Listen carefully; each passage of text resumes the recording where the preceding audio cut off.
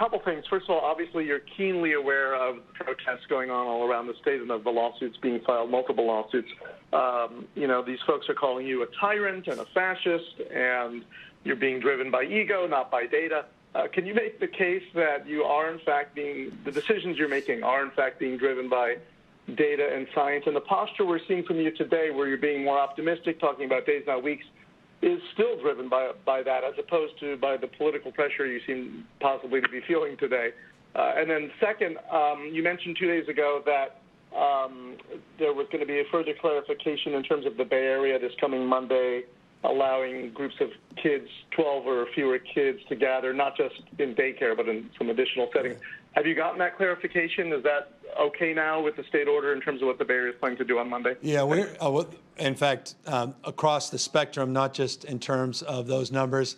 Our team's been working hand in glove with the 6 counties and 1 individual city. So we are in line, and we're very pleased with that partnership and that progress. As it relates to the issue of data, every single day, Doug, I give you the data every single day at noon.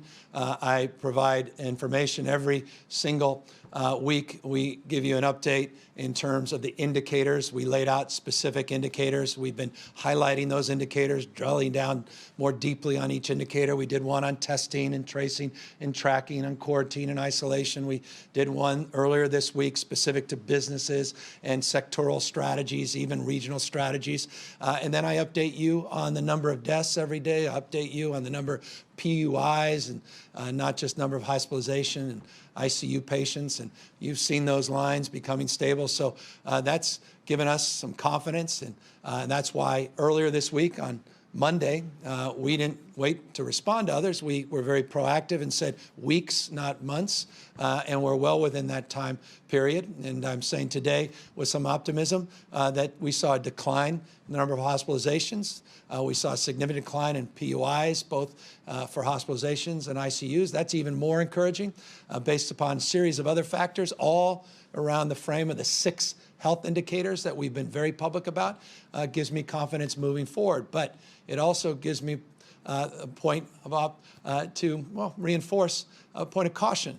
And that is, we can screw all that up, we can set all that back by making bad decisions.